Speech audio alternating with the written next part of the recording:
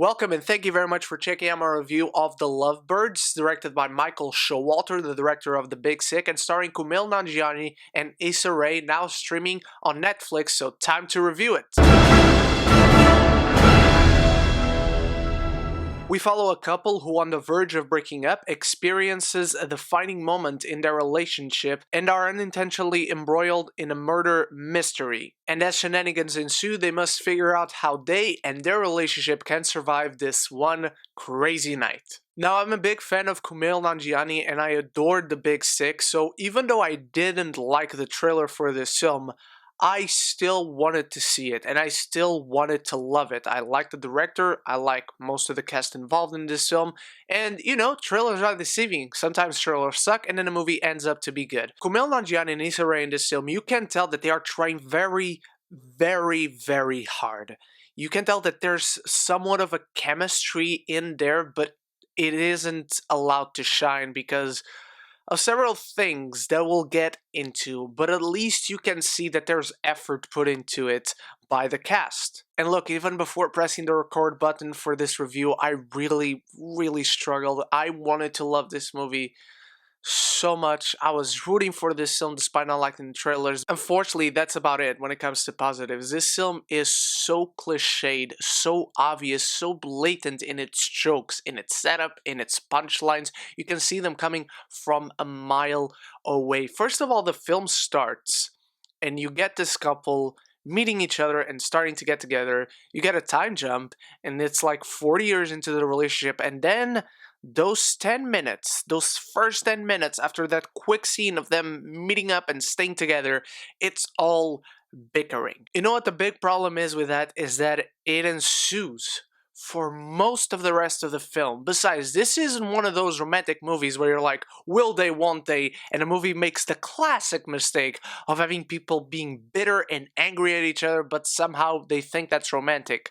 This is already a couple that has formed, but now they're all constantly bickering, and it's annoying as hell. 10 minutes into this film, I wanted these characters to shut up so bad. I was so annoyed at them. And then every time that they are meant to talk, they start talking way too much, and that's a constant joke with them. They say too much. They say things they don't mean to say. They say things in a way that is, uh-oh, they got in trouble because of the way they said a certain thing. This happens throughout the film, and I just couldn't bear it. I wanted so much to turn it off, but I was watching it with friends. I wanted to review it, so I decided to stick through it. It was only 90 minutes long. I was going to make it through those 90 minutes, which, by the way, those 90 minutes felt like 2 freaking hours. Let's also talk about the things in this film that don't make any sense or show up once and then don't come back to play a part at all. I think you've seen in the trailer there's a moment where they're like being tortured by this one girl,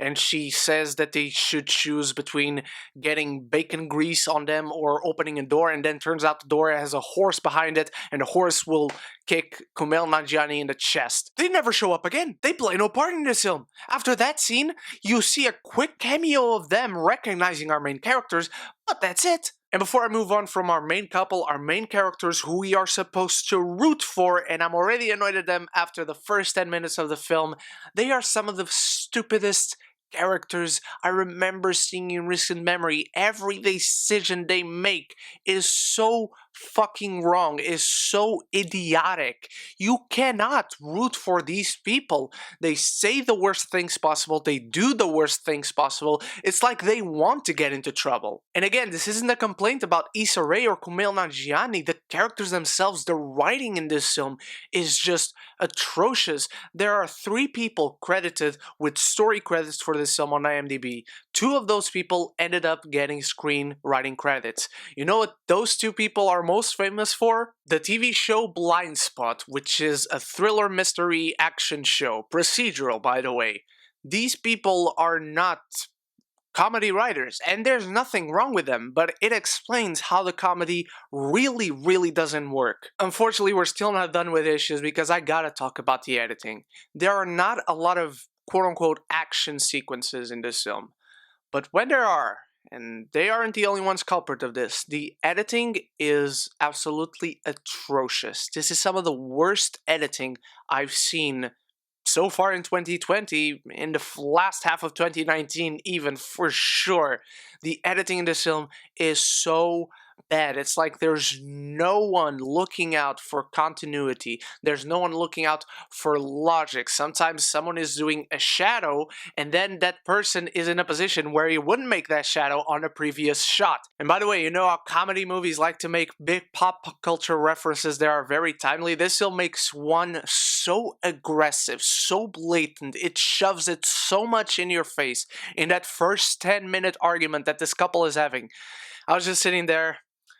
They're gonna make this the last joke on the film. And I don't want to spoil it to you guys because I have friends that have enjoyed this film. I hope you enjoyed this film. I wanted to like it. I wanted the director of The Big Sick to come out with a bang for this studio comedy that unfortunately had to be sold to Netflix because of this whole pandemic situation. I was rooting for it. I was rooting for this cast, for the director, for another good comedy to give me a good laugh. But the characters are so annoying, so hard to root for, so blatantly stupid and ignorant. There's nothing I was able to grab on to this film. I've seen a lot of bad movies in my life. I've seen movies that wanted to be serious and made me laugh. I've seen action movies with shitty action scenes, but to me the worst type of bad movie is this type of bad movie. A comedy that not for one single second made me laugh. I'm giving The Lovebirds a D. Thank you so much for watching, my beautiful geekies. You are the best. Let me know your thoughts on The Lovebirds. I hope you love it. And let me know what is your favorite big studio romantic comedy in the comments below. And I'll be back very soon in more reviews and the next episode of Geeks of the Roundtable podcast with my friend Zach Pope.